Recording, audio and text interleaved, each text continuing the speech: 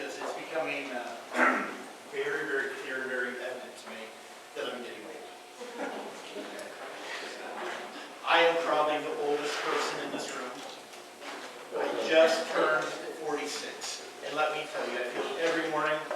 Mike, one of these days, you're going to wake up my age, and you're going to feel the weight. Fortunately, I'll be ahead. The reason I say bear with me, I'm getting old, is because I can speak. I can preach. I've been doing that for years. But now, I'm expected to work electronics. And I can tell you, I was fine with electronics. I was pretty savvy. But once you hit a certain age, I don't know if technology expands to the point where we can't keep up as adults, or someone comes in front of you with a little men in black pen and puts it in front of you, and you forget how to work everything. So, first thing I did when I got here, I talked to Chuck. I'm like, how do I do this? He assured me all I have to do is push a button. Now I'm a little concerned. There are 5 buttons. Just push one. Now, I'm hoping none of these buttons are too important. I'm hoping none of these buttons have a great function that I don't need to have. Never press the red button. Fortunately for me, there is no red buttons here. But now I'm looking with my bad eyesight very, very thoroughly to see if there's any red that's been rubbed off.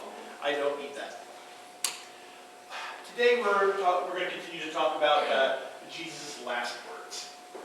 All right, and we are remembered for a lot of things. You know, our legacy. We're remembered for our actions. You know, things we did, things that we say.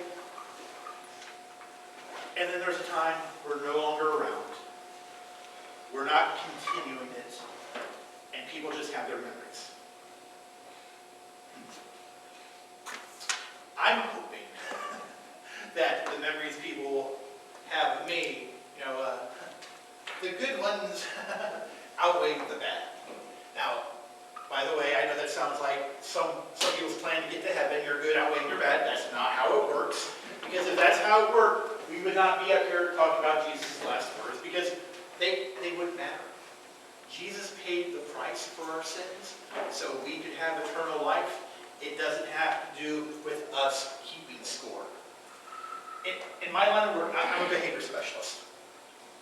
And even for teaching, there's a saying called data or it didn't happen.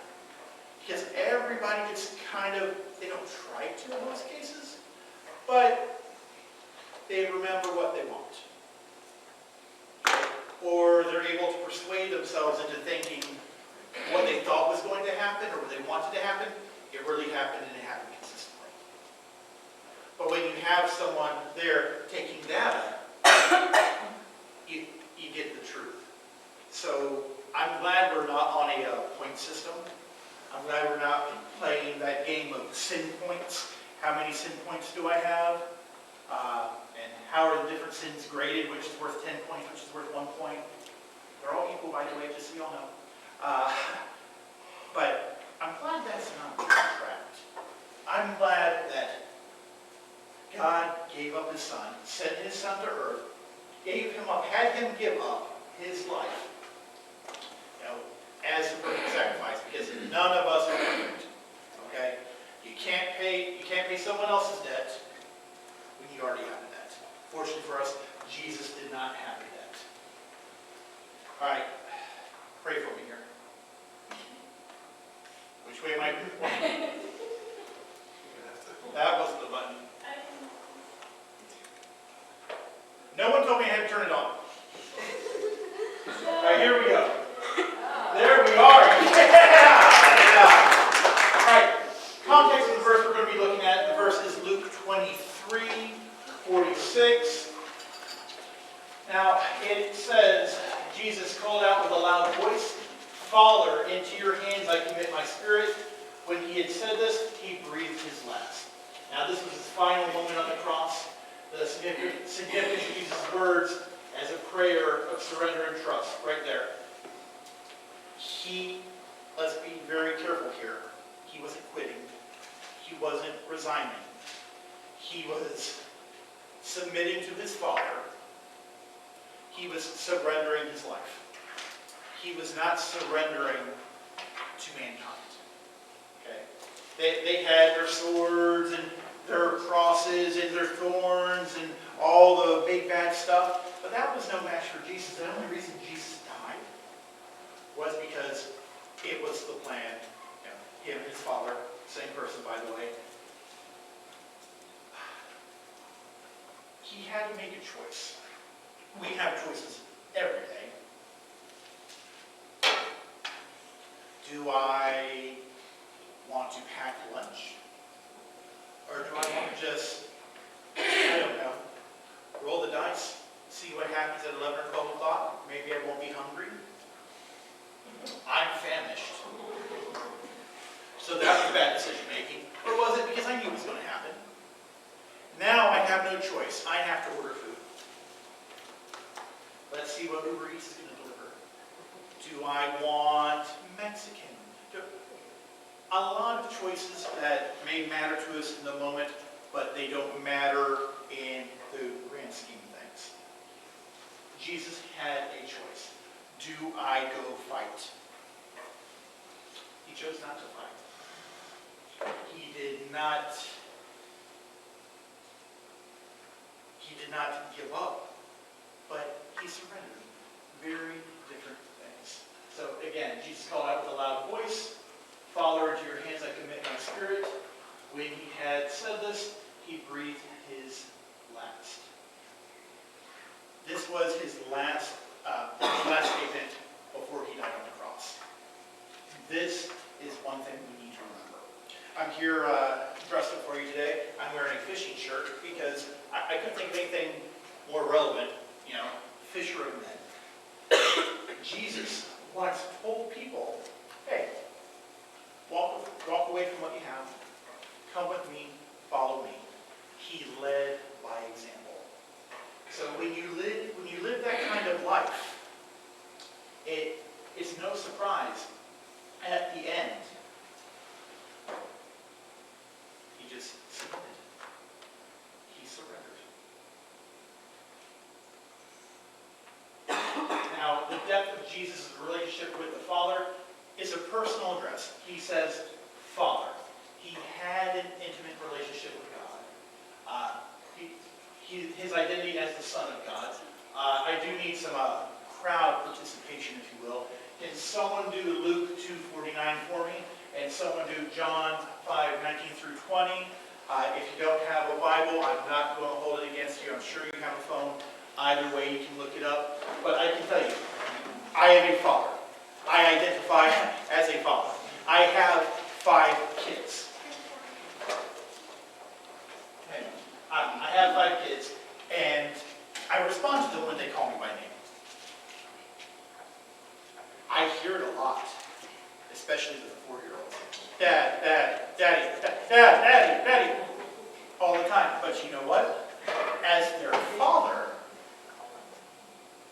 I can tell the difference in what the daddies and the dads mean. Is it, I want to watch the video of Marble Run on the TV? No big deal. Is it, I want some waffles, which is all the time for me. Sure, I'll take care of that. But the ones that really get me to pay attention are the ones, somehow I'm hanging on a fence and I'm about to fall. I don't know how I got here. You are the only person that can save me. See? Dad, Daddy, Dad. Sometimes they need different things.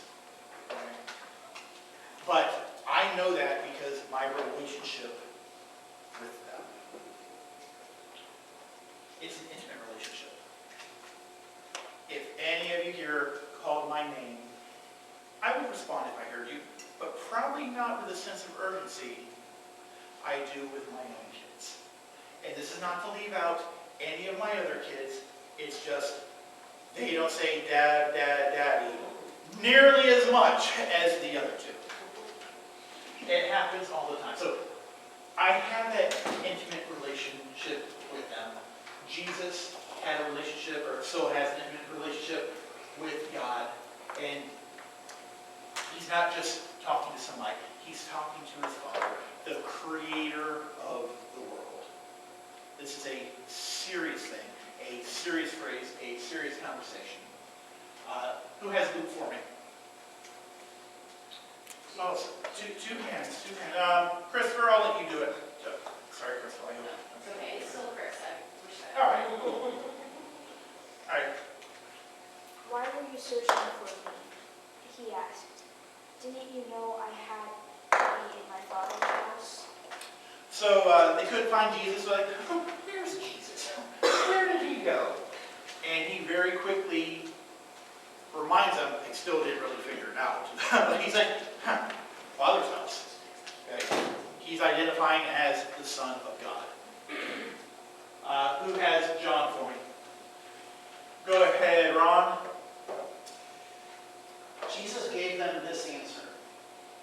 Very truly I tell you, the Son can do nothing by himself. He can only do what he sees his Father doing. Because whatever the Father does, the Son also does. For the Father loves the Son and shows him all he does. Yes, and he will show him even greater works than these, so that you will be amazed. Now, to be honest with you, I see that as a flex right there. He's just letting people know who he is.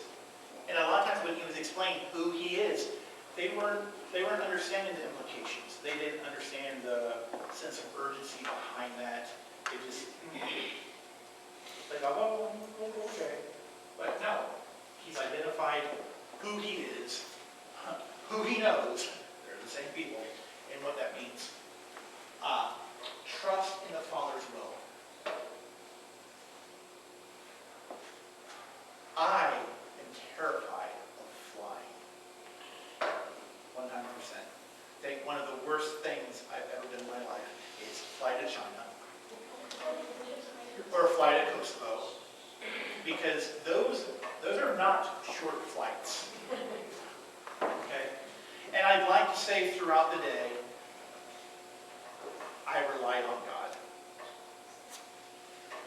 Okay? But you don't realize how much you're really relying on yourself in most cases until you're like 35,000 feet up in the air and you know you have no control whatsoever. Like, all right, God, this is all you. This is all you. Oh, prayer life increases, spirituality increases right there. But the thing is, we need to live our life like that the entire time, knowing that we are not in control. The airplane situation makes me remember I'm not in control. There's really, I have no clout. I don't have magic powers. I can't do anything. If God wants that plane to go down, that plane's going down. Okay? Because I don't have a choice. If that plane's going to go down, it's because that was God's will. At that point, there's nothing I can do to fight God's will. So when I have my 2 feet planted firmly on the ground, I should also try not to fight God's will. Because, spoiler alert, his will always wins. Why are we going through this? The only reason children throw temper tantrums is because at one point they won and they got their way. And maybe it's 100 times, but they remember that one time they got their way instead of the other 99. So they're going to keep going. Well, God's will doesn't work that way. We cannot fight against it. There's complete obedience we see when Jesus on the cross. He did not threaten them and say, my dad's going to go beat you up. You put me down right now. You put me down right now. But I want to remind you, he's not being obedient for the sake of the people that put him on the cross. He's not allowing them victory. It's so funny, victory, defeat. What seemed like a defeat for him was just the opposite. It was a victory for him, and honestly, a victory for us as believers. Who wants to hit Luke 22 for me? Luke 22:42. Roman, I really don't think you have it, but I will. I'm good. All right. I'll give you that. But Jesus was able to say this difficult thing, and he knew that he was going to be okay. He knew he was going to be okay because he was talking to his Father. Nothing crushes me like something happening to one of my kids, and they're thinking, I called for you, where were you? This morning, I ran out to the backyard a little too late. Waffles had already knocked down Taylor, and Colton's standing there with his hand up saying, Waffles, no. I wasn't there. So Colton felt he had to jump in there. And I very quickly picked up Taylor and I consoled him. But I'm going to let you down because I'm just a mere mortal. I'm a mere man. God's not going to let us down. Things that happen may not be our preference, okay? Because bad things happen, they do. But what we need to understand is everything is working in a lot of gears to accomplish the plan that God has. And sometimes bad things happen to lead up to the good. Roman, do you have it for me? Yeah. All right, because I freestyled a little bit. Wait for you. All right, read it for me. Father, in heaven, please take this cup of suffering away from me, yet allowing me to be doing I couldn't hear most of that, but Jesus, he did not want to suffer. He did not want to feel that pain. He was speaking to God about it. God continued to have his will, and Jesus did not fight it. Okay? They could have done the whole Thanos snap, and things would have changed, but we did not go that route. Application: our relationship with God should reflect trust, intimacy, and surrender. In times of trial, we follow Jesus, his example of relying on God in times of trial. But if we don't have any suffering, or if things are going hunky-dory, if everything is good for us, are we relying on God? Okay? That's a question for you to answer for yourself. But I can tell you, I personally don't think about it that much until I need something. Okay? When you are in need, you remember who's in control, who can take care of those needs. Like, oh, I have that need. Please help me. And the only way to remedy that is to be faithful and obedient. Right? Again, I talked about how Jesus led by example. What are we doing in our life where we're leading by example? Okay? I don't know what my last words are going to be. I go back and forth. Would I want to be able to choose my last words? Or not? My fear of choosing my last words is that then I'll know when I'm going to die. I would like to not see it coming. I would like to die peacefully in my sleep because my anxiety goes through the roof and I don't want to be freaking out about dying, knowing, oh, there's nothing I can do to stop it. Because I can tell you, I am not Jesus. I'm trying to work closer to his example every day. But if you put me on that cross, it goes a little differently. And I'm ashamed to say that. But I'm going to be trying to talk to everybody getting me out. Oh, no. You got the wrong guy. What do you want? We can work this out. You like Nerf? Got a ton of Nerf. You want to make some trades? But we can do that. You know, I have a little money on the side. And that's when the flesh takes over. I'd like to say that I would be able to submit and surrender the way Jesus did, but I don't think I'm that way. Right? I'm hoping if something like that ever happens, once we get there, God has done the work on me, or work in me, and I can do that.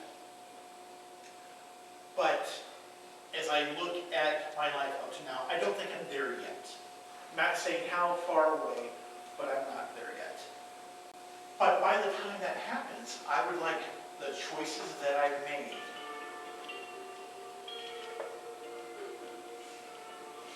This is a great time for some movies. The choices that I made, you know, people respected, they admired, and they said, you know what? Those were godly choices and decisions. I want to follow that. If I could pick my last words, I don't know what they would be. I'm a big fan of movie quotes. Recently, one of my favorite actors passed away. And when I say one of my favorite actors, basically one role. Right? One role. He did some other good stuff, but I knew him for one role. And when I talked to a few of you about audience participation, this is where it is. I'll start. You're a daisy if you do. Just call it out. My hypocrisy goes only so far. Joe, I know you got one.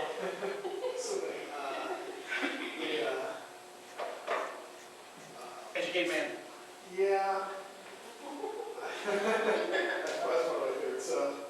Because, well, it appears that Mr. Rico was an educated man. No, really am. And the one that everybody knows, even if they haven't watched the whole movie. I'm your Huckleberry. Okay. That's fine. I also like Wyatt Earp's my friend. I've got a lot of friends. I don't. That was Val Kilmer playing Doc Holliday in Tombstone. One of my favorite all-time movies. Now, I did a little research. His last words actually were, "This is funny." Because he died at 36 of tuberculosis. He was in the bed, hospital or whatever situation it was. He had asked for like a shot of whiskey. They said no, and he's just staring at his feet. He says, "This is funny." And the context is, he was a gunslinger. He assumed he was going to die with his boots on. So things did not play out the way he thought they were going to play out. Right? We may have great plans, but if it's not God's will, they're not going to happen. We need to be remembered for following God, submitting to His will, surrendering to Him, instead of being a gunslinger dying with our boots off. And our last request is a shot of whiskey. The act of surrender. Into your hands I commit my spirit. It was a final act of faith and surrender. Jesus' prayer is an act of surrender, not resignation. He's trusting God's sovereignty in his final moments. I want to ask you a question. Is there anything that you see throughout the Bible with Jesus before he gets to the crucifixion that would make you think it was going to go any different? He was humble. He showed humility. He spoke for God. If someone spoke against him, he corrected them. He healed people. He looked out for the less fortunate. So his actions on earth, do they match his final earthly action and his final words? I'm going to say yes. We want them to match. Forgive me if you get tired of stories of my family, but I try to spend as much time with them as possible. And Jacob will go to his room a lot of times when I show up because he just needs a break because he's been dealing with, 4-year-old chaos for a little while. I might not see Natalie, so I try to take some of the edge off, and I'm playing, I'm hanging out with Colton Taylor. They're trying to figure things out. They really are. And sometimes the figuring out involves temper tantrums, the word mine, I want this. I can't have a drink in front of them without them saying, I sip. They want to sip. And of course, I want to give it to them. But if you just focused on that, you would think, selfish little kids. Spoiled little brats. But I have an intimate relationship with them. I have an intimate knowledge of who they are and how they respond. All right? And we see that with Jesus and the Father. Right? There's more there than we will ever know about. There's a trend right now on social media where there's a child and 2 other people. It involves plates and cookies. And the idea is one of the people has a plate, they pick it up, and there's a cookie. Oh, you have a cookie, yay! Then the child picks up the plate. They have 2 cookies. Yay, you have 2 cookies. Then the third person, usually an adult, lifts their plate, and they have nothing. And it's kind of a social experiment. What's going to happen there? Well, on the video that I watched, this little girl did everything possible to appease her mother that had nothing without giving up her cookie because she had 2 cookies. She was kind of hoping Dad would give away his or break it in half. She went and got some toys. She offered her a banana. Nothing the equivalent of a cookie. Well, Jessie can now legally drink. She turned 21 on Friday. So we went out yesterday. We had a babysitter, and the babysitter decided she was going to do this homework on. It involved chocolate bars, though. Dark chocolate, okay, because we're serious about our health. And they weren't huge chocolate bars. And by the way, not this garbage that you get in America from Hershey, Pennsylvania. This was imported chocolate from Europe. We got it at Aldi. But they're a European company, so. But we get little packs, and there's like 4 or 5 bars in there, individually wrapped. And Taylor picked up his plate, and there was 1 chocolate bar. He's excited. He's ready to eat it right now. Because he sees other plates, and he needs to eat his chocolate so that he can eat other people's chocolate. That's the way Taylor works. He's a chocolate fiend. He really is. So, Taylor, you got 1 chocolate. Yay! Colton lifts his plate. 2 chocolate bars. I don't know who's happier, Colton or Taylor. Because Taylor knows I can eat mine quickly. He can't guard both of them. And then Abby has that 3rd plate. She lifts up her plate. No chocolate.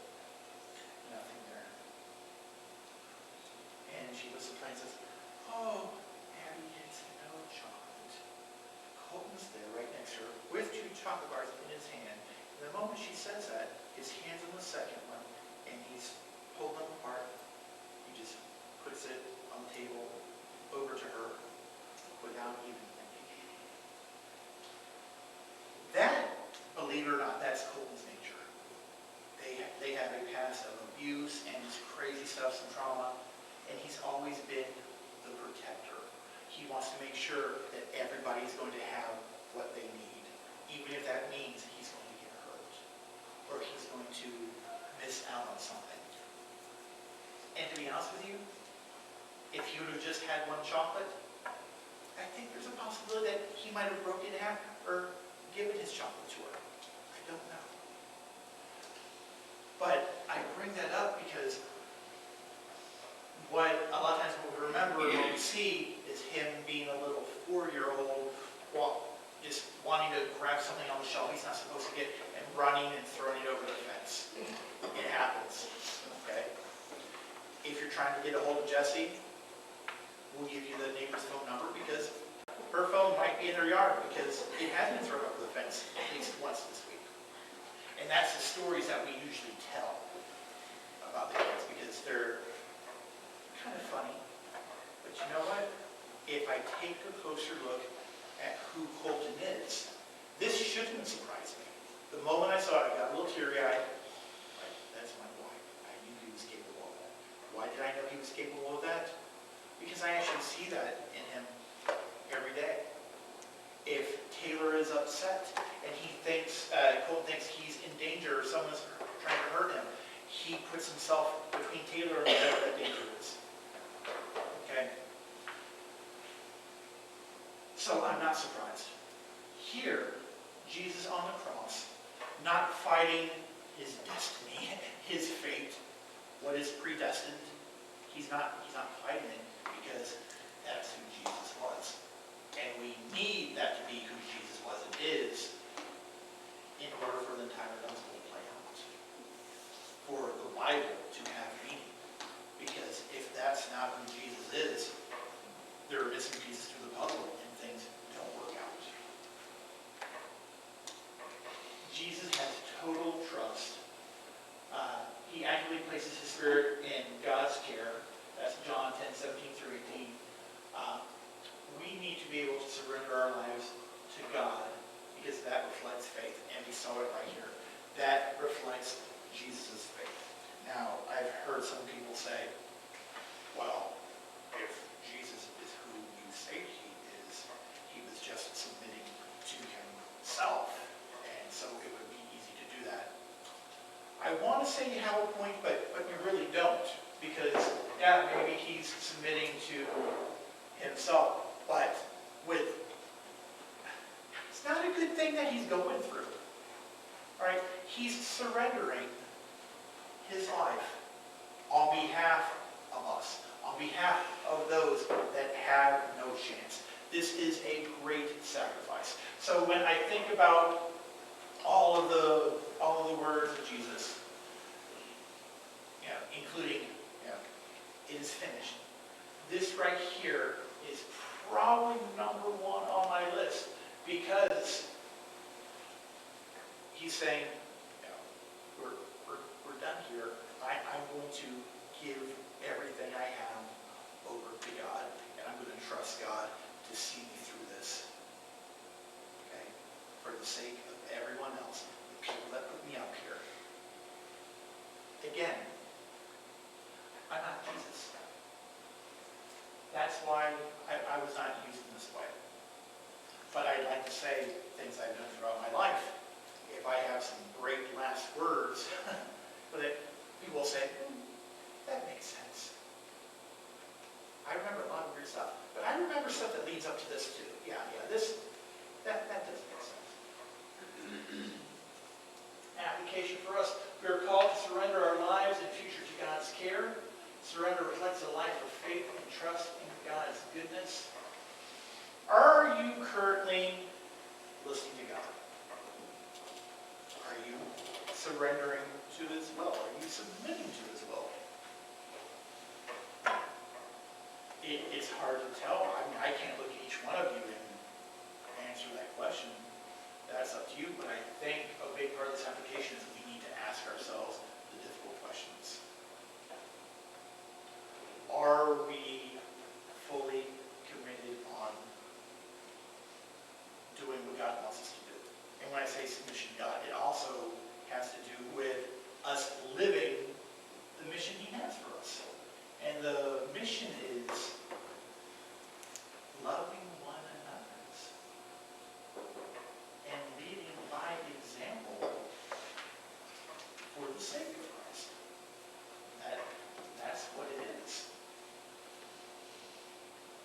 So if you had a big chance to be a major part of someone's life in a moment when you are needed, and that right there, that could cause them to question, am I living the right life? Do I want what this person has? I mean, if it's that, if it's influencing someone for Christ's sake, or watching a football game, or going on the fishing trip, what are you going to choose? I mean, God's going to use you wherever you're going to be, but are you willing to surrender? Are you willing to make that sacrifice? I want to remind you, Jesus surrendered his life. He sacrificed his life. We're probably not going to be asked to do that. But in our daily life, are we able to make the smaller sacrifices? You know? Are we willing to give up our presence to be that example for someone else, to show Christ's love? Are we? His last words were also fulfillment of prophecy. Echoing Psalm 31:5, Jesus fulfills Scripture in his final words. When I say echo, I'm telling you it was the same thing there. It's also a sign of completion. Jesus completes his mission, salvation for humanity. What is our mission? I'd say our mission is also probably salvation for humanity, because we are to be Christ followers. How do we manifest that? We follow what he says to do. And if you choose not to, you're not going to out-sin God's will, just to throw that out there.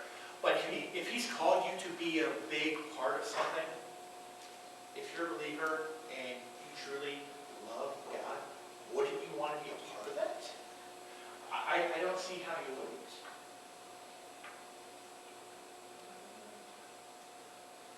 But besides, it is finished, this verse right here, I really believe is a sign of completion. It's marking the victory. Even though people watching and cheering as he dies, they think it's the other way around. This was a victory for us. Just as Jesus fulfilled his purpose, we too have a purpose in God's kingdom. Trust God with our mission in life. God is going to put us where we need to be. He's going to give us the opportunities to serve him. He's going to give us the opportunities to love one another. Are we going to utilize all of those opportunities the way we should? I was having a conversation with a family last night, and I've been around people, pastors, other people that have some authority, and their thought was, oh, if someone's on the property and they're homeless, let's just call the police. Okay. Well, I can understand the concern, because they're not invited, we don't know what they're going to do to the property. Are they going to steal something? Well, if we fulfill their needs, they probably don't need to steal. I'm not saying go and give them all your money, but Jesse and I, we lived on church property for a while, and we would have people knock on our door all hours of the night. Sometimes they wanted to spend the night on the couch. That was a deal breaker for me, because I had kids, and you could have been dressed very well, suit, and say, hey, whatever. You could be a movie star. You want to sleep on my couch. I don't know who you are. I'm not going to put you under the same roof with my kids while I'm sleeping. It's not going to work out. But when they were there during normal business hours, if you will, I kind of developed a reputation of, hey, let's go get something to eat. I take them across the street to the Chinese buffet, or I take them across 19 and we go to Arby's. Not saying, hey, look, I'm feeding all of the homeless and the poor. I took an opportunity to meet a physical need, and I took an opportunity just to see where they're at spiritually. And a lot of times, they didn't want to hear it. They just wanted to eat their sandwich, or they wanted to eat their hibachi. and I get that, but I'm going to continue to plant the seed if God gives me that opportunity. I'm not a missionary living overseas. Okay? I'm over in the U.S. I'm down the road from here, but I still have opportunities to lead by example, and I still have opportunities to fulfill the mission that God has given to me. And I have to trust God that He's going to provide for me, and He's going to give me the ability to do the right thing. Am I misspeaking, or you just can't see the man? I said this. Okay. Jesus' final words, I've been leading up to it the whole time. It's a statement of victory. His words signify victory even in death. We see that in John 19:30. I just pulled it in. I put it all together. I also squinted at it. For the sake of time, I know we're going to be eating and everything. I'm not going to go over all these verses. You're just going to have to trust me. Or you can look it up on your own, which is fine. But they signify victory even in death, because this was necessary. Right? This was the move that no one expects to see. It happens, and then, the other side won. This side would be opposite. I'm sure you've seen cartoons or movies where someone is just getting beat up. It might be in a fight. They're all, I don't know what movie it's from. Joe probably knows. He knows all the quotes from it. He knows the director. But I feel like I'm remembering it could be a movie with boxing or something. A guy's just bruised up badly, face is swollen, eyes are probably still shut. He's spitting blood in the cup, and they're telling him what he has to do differently, and he's convinced that he's winning. He says, I've got it where I want him. Everyone whose eyes are not swollen shut can see things aren't playing out the way that they should. And I do believe that's how it went down that day. Jesus is like, this is the way it's supposed to be. We're winning. I'm not saying his vision was off. He was able to see with a different set of eyes. He had a different, what do the kids say nowadays? A POV. He had a different POV, in a different point of view. Because he knew what his purpose was. Everyone's saying that, oh, he's losing here, he's dying, he's losing. They didn't understand the structure. They didn't understand all the logistics there. They thought that, oh, game over. But really, it was a new beginning. So it was victory. It was not defeat. And it's an invitation to all believers. He offers us a model for living and dying in faith. When the real Doc Holliday, not the good one, Mel Kilmer, but when the real Doc Holliday died, all he had to look back at was probably a lot of risky business with some women, a lot of drinking, a lot of shooting, and things just didn't end up the way he thought they were going to. Now, he didn't expect to die in a hospital bed without his boots. Okay? That's probably not the model that I want to follow. I mean, do I want some catchy one-liners? Absolutely. Do I want to be remembered for my last request being a shot of whiskey? Or not wearing my boots because I thought I would have been killed in the shootout? No. I want to be remembered for following God's will. I know I'm going to be remembered for being flawed. We all are. But I'd like people to remember, hey, he was faithful to God. And he led by example. But in order to lead by example, you have to have someone follow you. So I would like God to be able to use me to bring others over to him. Pastor Joe, I've used this many times on my own way, but during one service, you had shown a video about the first follower. You know what I'm talking about?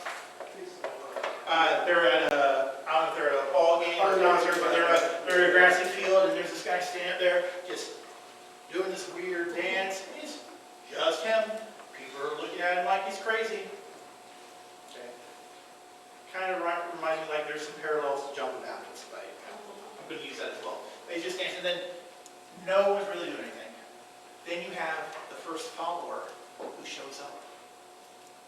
And doing the same thing, kind of, or they're trying.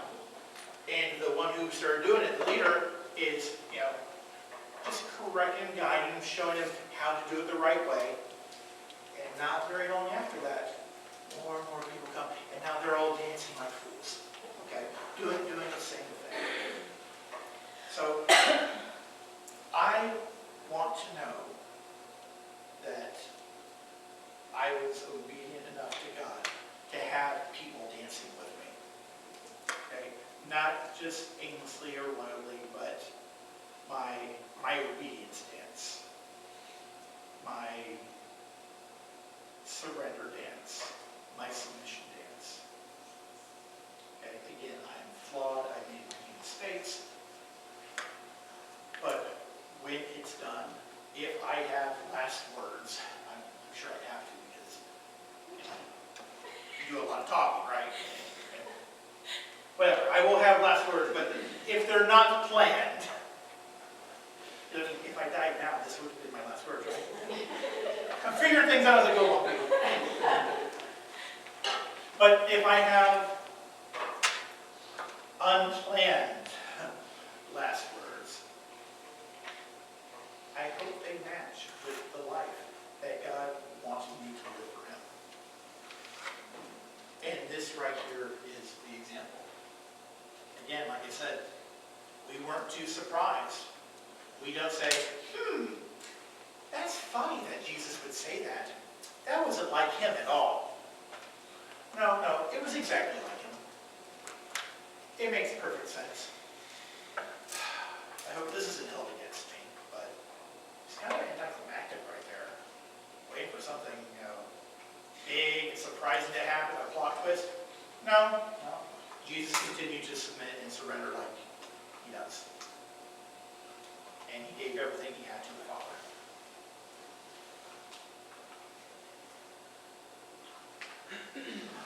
The application for this is live with the assurance that our lives and spirits are in God's hands, both in life and death.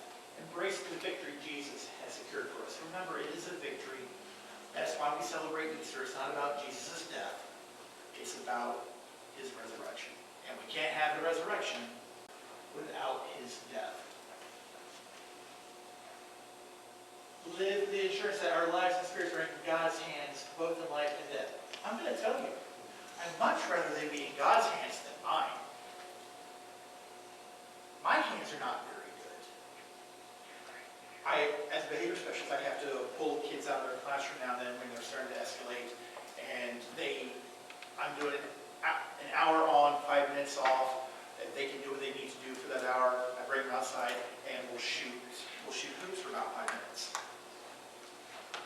I feel like 20, 25 years ago, I could probably make some free throws. Or I could catch a ball and throw it in. I can't. I am horrible. And we're at the point where some of these kids are just going to ask me to do something else other than go outside. They're at the point where I say, Mr. Jason, are you good at anything? Maybe we can do that. I'm like, oh, I got this. Oh, the hoop's over here. The ball went there. There are a lot of things that I'm going to do wrong due to just bad choices or due to inability. If I had a choice in who I'm putting my spirit, who I'm giving my spirit to, who I'm going to be in charge of all that, between myself and God. If you were to look at the tail of the tape, kind of like boxing, and compare all my stats to God's stats, even a blind person is not going to go with me. that's the comfort that I have. That God is in charge of me now, and He's in charge of my spirit after. Even if my life is short, it doesn't matter. I mean, I say I'm going to miss everybody, but I don't know what happens when you die. I don't know how that works with my memory and all that. But I assume I would miss everybody here. But I'm probably going to be focused on whatever God has for me. And I have that comfort that it's just a transition. Either way, the balance of power stays the same. God is in control. I feel like the difference is I'm not complaining anymore. I'm not trying to take the wheel and go the other direction. I'm not the person in the passenger seat or the back seat that, does the air brake, pushes the fictitious brake. That in most cases only wives know where they're at. I said, yeah, just so you know, some women are smiling right now, some are folding their arms, others are just giving me a glare, but collectively, every male in here at the same time is good. And that's not a shot against women, it's not. A lot of times, if someone is not in control, they may have an opinion. I understand that. They may think we should have braked a little sooner. We need to stop, 300 yards before that tree that no one else sees. But I don't believe we do the same thing to God. But God, you don't understand. That's it. We don't understand. We think we understand, but we don't. Okay, we try to put God in his box and understand him, and we just can't do it because there's so many things we don't know about, and our brain just cannot fathom. So if there is so much that I don't know, do I want to be in charge of my spirit or my soul? And I'm going to defer. I'm being selfish, actually, because I know I'm not the one I want steering that ship.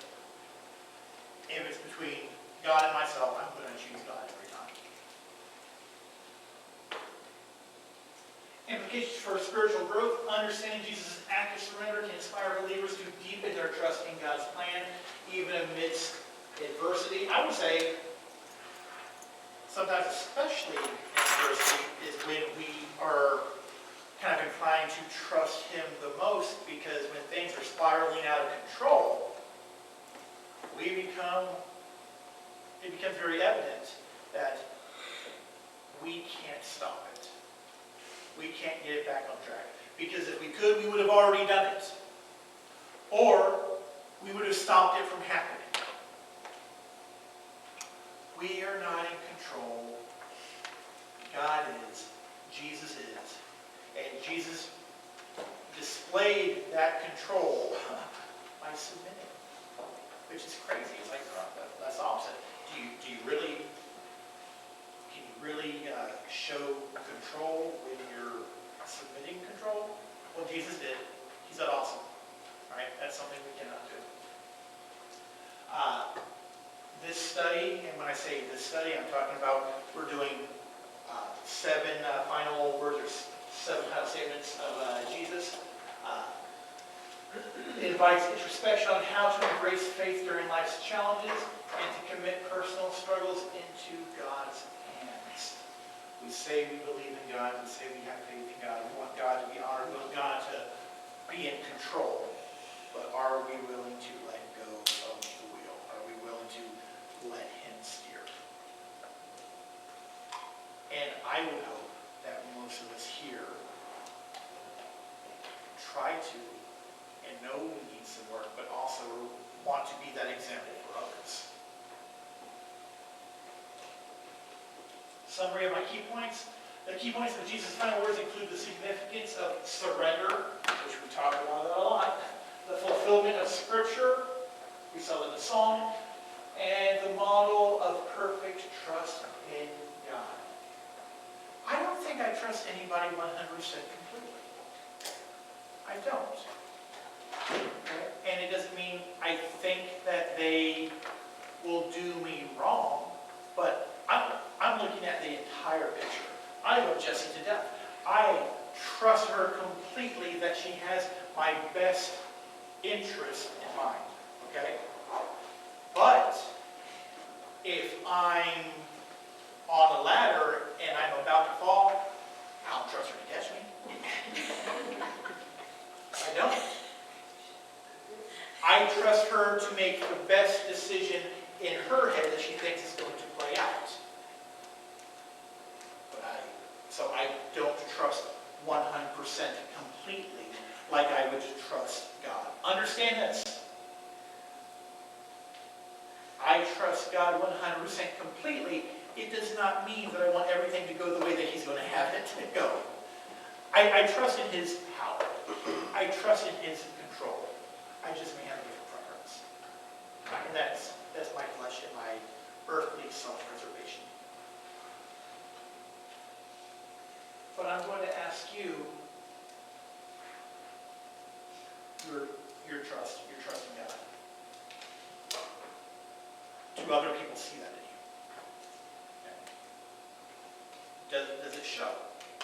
And I'm not here trying to call people out, but what I am saying is, we are supposed to be modeling Christ. People know as Christians, we're speaking. People see us as mouthpieces for God. They may not want what we have if it doesn't pass the skin test. Right? That makes no sense. You say God is this, you're aligned with God, you do this, all of your hypocrites. Flawed, yes, I will do that. Sometimes we say things we shouldn't in the heat of passion, or if, out of anger. I can tell you, I don't really hold grudges. I joke about it, but I'm able to get over things in about 15 seconds, I think. I think I can do that. Stop. Oh, yeah? You have me later. I'm willing to forgive and forget, but I can tell you, my 0 to 60, I need some work on that. I need some work on not getting so high and escalated. But I feel like I can get over something relatively quickly, not continuously bringing it up, unless there's a reason like safety. Okay, Jacob, if I'm bringing something up over and over, it's about your safety. Because I knew I was going to be heckled by family. So, conclusion, we are to live a life of surrender. I'm going to, bear with me for a minute. I'm going to pull up my phone because I have some extra notes because I didn't want you to realize how long I was going to go. I wanted you to count the slides and think we were done.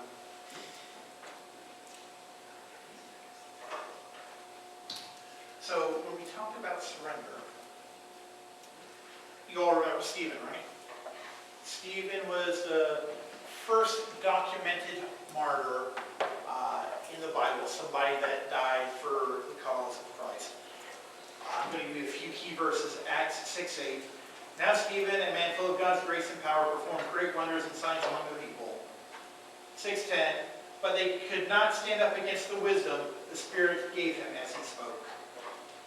54 through 60 describes the stoning of Stephen in his final words, so I'll leave that out there.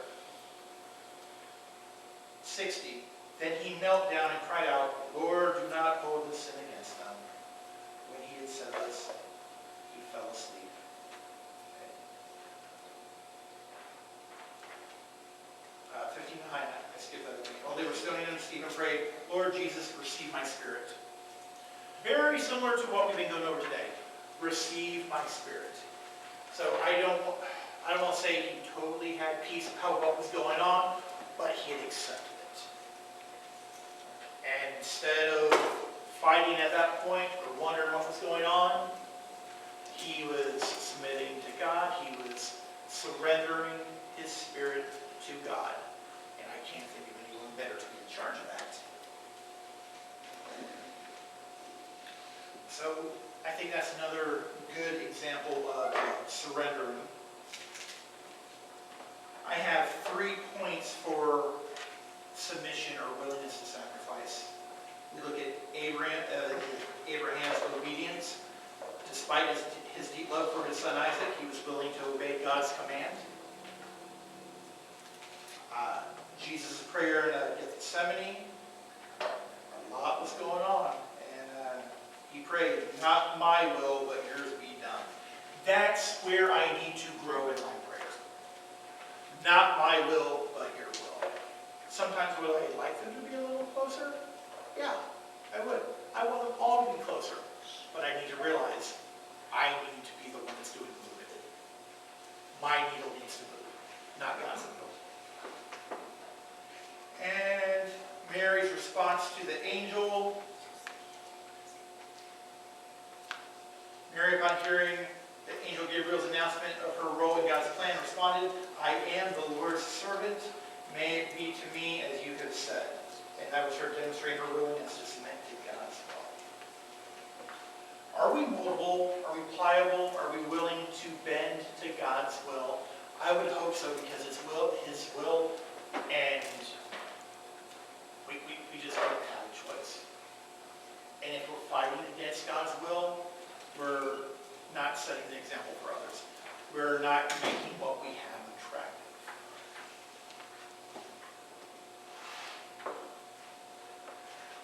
How can we pray? Well, my focus would be asking for grace to trust God fully and surrender our lives to Him. And when I say our lives, I'm not saying sacrificially, let's end our lives. Let's throw ourselves on a cross, off a bridge, in a ravine. No. But everything that we do, the focus, be towards God's will. The mission that He has placed upon us. Seeking assurance that our spirits are safe in God's hands. We should know that they are. But if we have questions, if we are uncertain, we need to have that intimate relationship with the Father. Pray to Him, and He will respond. I can't say it's going to be in a dream, an audible response. I will tell you that I know He speaks to us via the Bible. The more you converse with Him through prayer and reading His Word, the better the relationship's going to be, the more you're going to understand. You may not be an avid reader, that's fine. I found that you can even listen to the Bible in your car with Snoop Dogg narrating. It's true. Not just him, you can choose other voices. I've had a hard time in the past doing it because I have a hard time paying attention when what is being read sounds like. It needs something a little smoother, like Snoop Dogg, I guess. I don't know. He's just the one in my head because I looked at purchasing a service to read my textbooks to me while I'm driving, and his was the main voice that they were pushing. Right. I might pull the trigger on that, I don't know. I feel like I pay attention there. But seek assurance through that relationship. I have friends that I think I have a good relationship with, but if I don't talk to them that often, I mean, we're able to catch up, but if we're not talking often, I don't know what's going on in their life. I don't know what's important to them. I don't know how I can support them. The other day, I had dinner with Pastor Joe, Pastor Al, Pastor Mark Sawyer from Journey Church, and I can't remember the last time the four of us were in the same room. Can you, Joe? What was that? It's been a while. Can you remember, Pastor Al? Nope. Me neither. But honestly, it was like it hadn't been that long because we all knew who each other were. We knew our goals. We knew what was important. We were just kind of updating each other on what's been happening as of late, what's important now. But I can tell you, it would mean more to all of us, and we'd have a better understanding of what's going on if we met regularly and we spoke regularly. And for it, we listened regularly. By the way, I flew in a pastor to observe me today, just to make sure I'm doing things right. And I know I am because he's in the back, and I just mentioned listening. And a lot of times, people want to have that conversation so they can hear themselves. And then when it's time for the other person to talk, they're coming up with the next thing they're going to say and not listening to what the person's saying. Guilty. And that's something I have to train myself to do. Because I just want to add so much more because I need to hear what I'm saying. God doesn't really need to hear what I'm saying. I'm just going to throw that out there because he knew what I was going to say before I was created. And a little insider information there. He knew. The person that needs to be doing the listening is me, not him. So, when we talk about his last words, he's committed his soul to God the Father. Can we connect? Can we actively focus on that and make that a priority? I'm going to say that we can, but it needs to be intentional. So that is that. If you have any questions for me, we can meet afterwards. You can call me, you can text me, and I promise I will listen to you. Okay. Pastor Joe, I know you were going to come up here. We'll get ready for communion as well.